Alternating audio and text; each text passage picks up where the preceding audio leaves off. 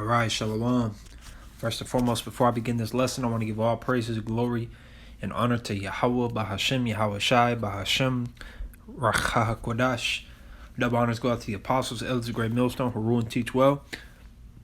Salakia. Double honors to the apostles, elders of great millstone who rule well. Shalom, Mabarakim to you brothers and sisters out there. All right, basically, this lesson, I wanted to touch on, not allowing your emotions to get the best of you. Now, you're going to have emotions. All right, I would hope, right? We're people.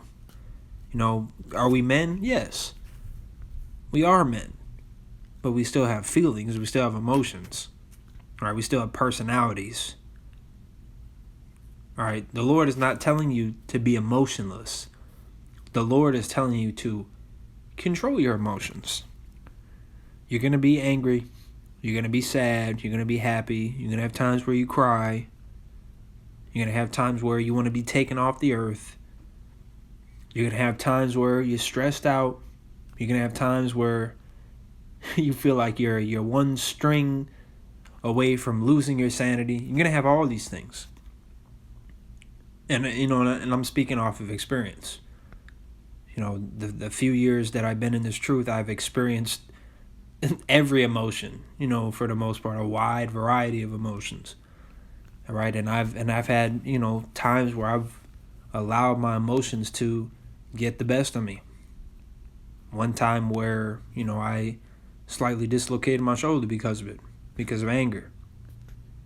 You see, so we're not to, and then also being, which really goes into being emotional. It makes us make poor decisions. All right, being emotional, basing things off of emotion, it's not sound judgment. Right, it's not what the Lord requires out of us. All right, we are to be future kings and priests, judges of the earth. All right, we have to be balanced. We have to be rational. All right, we have to be thoughtful and mindful. Okay, we have to understand every aspect. Don't just go off of you and how you feel, and which also goes into showing mercy, because you might find yourself in a situation where you don't understand a brother, his situation, how he's looking at it, so you're just basing it off of you, and you're angry, you're upset that you heard this or that. No, you gotta look at it in his perspective. You gotta apply mercy. Now, of course, judgment needs to be had at certain times. It's not always, basically what I mean is sometimes repercussions need to be laid, consequences, for actions. And by that I'm saying you may come into a time where, you may, you'll rebuke a brother, or if you're in a position of authority, you may have to suspend, or whatever.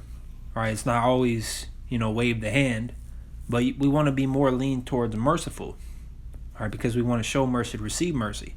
All right, and being merciful is controlling your emotions, especially if it's something that's done towards you. That's where forgiveness comes. Right, you control your anger. You're very upset. You're very angry that that somebody offended you, but you take a breath and you're like, you know what? I'm gonna be rational. It's not a big deal. He didn't mean it. He apologized. Let's move on. Now, an emotional person would be like, nah, fuck that, da, da, da. And we see that all the time, especially in the hoods, the projects, with, rappers and all these things. The slightest, glance of an eye will make somebody pop 4 bullets off, 5 bullets off, or brawls. Nobody nowadays is rational. Everybody bases things off of emotions, off of violence, off of impulse. All right, we're not to be like that. All right, matter of fact, let me go ahead and get this.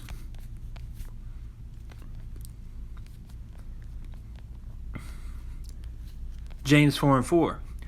Ye adulterers and adulteresses, know ye not that the friendship of the world is enmity with God? Whosoever therefore will be that's a question, Slakia. Enmity with God. Whosoever therefore will be a friend of the world is the enemy of God.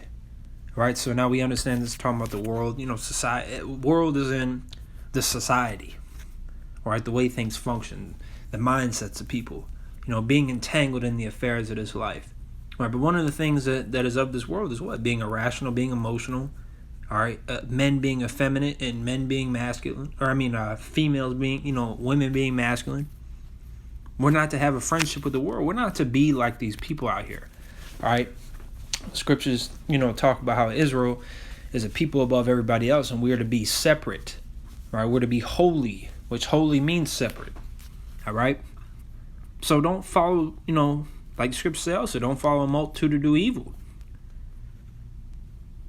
Don't allow society to tell you, or to mold you into into somebody. Society wants to make you, especially you so-called Negroes, Latinos, and Native Americans, especially starting with the so-called Negro, the tribe of Judah. Society, especially America, wants to make you effeminate. It wants to make you emotional. It wants to make you have an evil eye towards your brother. It wants to make you selfish. All right, it wants to make you, aggressive in the sense of, the smallest thing happens, now you want to be violent, which really goes into being emotional. It wants to make you a brawler. It wants you to, take heed to your lusts and follow after the lusts of your heart. When the reality is we're not to do any of those things. Okay? We're not to do any of those things. James 4:7, I might as well get this. Submit yourselves, therefore, to God. Resist the devil, and he will flee from you. So don't allow Satan to, because Satan is known as the tempter. He's going to, in certain situations, especially high-stress situations, he's going to get in your mind. He's going to try to make you, he's going to put thoughts in your head. But you don't have to act on those. All right? You don't have to act on those things. Just allow the spirit to take its course. Understand that this isn't your movie. The brother you call used to always say that. This is not your movie. It's the Lord's movie. Let him do it. Cast your burdens into his hands. All right, let me go and get this. 2nd Ezra chapter 14. I'm going to start at 13. It says, Now therefore set thine house in order, and reprove thy people, comfort such of them as be in trouble, and now renounce corruption. Let go from thee mortal thoughts, cast away the burdens of man, put off now the weak nature, and set aside the thoughts that are most heavy unto thee, and haste thee to flee from these times. For yet greater evils than those which thou hast seen happen shall be done hereafter. All right, let go from thee mortal thoughts, cast away the burdens of man. All right, put off the weak nature. We're not supposed to have a weak nature. We're not supposed to conduct ourselves, as men in an effeminate manner. Actually, matter of fact, let me get this too. So Apostle Paul said this. 1 Corinthians 13:11. When I was a child, I spake as a child, I understood as a child, I thought as a child. But when I became a man, I put away childish things. All right, so we have to put ourselves up as men. Put away the childish natures. Put away the weak nature. All right, put away all that nonsense, man. Become a new creature in Yahweh Shemel Shai. John 3:1. No man can enter into the kingdom except to be reborn. We have to be reborn in the spirit. All right? And of course, it's easier said than done. And quite frankly, we'll remind ourselves of certain things, but we're still going to make mistakes, because ultimately, controlling your spirit, ruling over your spirit comes with time. All right, it takes time. But you'll notice that over years, you start to get better at it. You start to get better little by little. You're like, this same situation 5 months ago might have pushed me over the edge. I might have hit somebody or did this or did that. See, you can see the growth. And Tawadi Yahweh Shemel Shai for that. And Yahweh Raptazah, we continue to grow because it's a never-ending progression. You're never going to stop leveling up until you get to the kingdom of heaven, man. Because you're never going to achieve perfection on this side. We need Yahweh Shai to return to receive those things.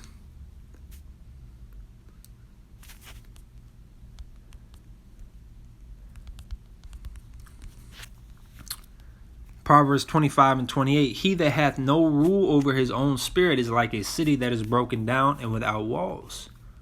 All right, so we have to have rule over our spirit, rule over our emotions. Once again, do not be emotionless. All right, but don't be emotional. You have emotions, you can express them. You know, you're going to feel certain things throughout this truth, but don't allow those to overtake you. Don't be impulsive. All right, be rational. Use your brain, use your mind. All right, like apostles and elders have said, use your head for something more than a hat rack. Okay? So really, it's just a quick, exhortation, brotherly reminder, as the brother Yahweh and I would say, lesson that I wanted to do. I actually just found myself in a situation not too long ago where I was getting very mad, right? But I didn't allow it to, at the Wadi Yahweh by Shemel Shai, because it was through, talking to a brother about the situation. He was reminding me to, just stay calm, don't even let it bother you, because I was letting it bother me. Now, I wasn't acting on it, or, I wasn't yelling at the people that, were the problem, but I was mad. Which is why sometimes you just need to remove yourself from the situation. You need to just breathe. Think about everything that's going on. Think about what you're going to say. All right, because, the scriptures talk about how dangerous the tongue is, man. When you get angry, especially, of course, the people in the world, it's very easy for you to want to say something. Don't. You got to play your cards right, man. Play your cards right. All right, so before I close, I want to give all praise to Yahweh Shemel Shai. Double honors to the apostles, elders of Great Millstone. Shalom.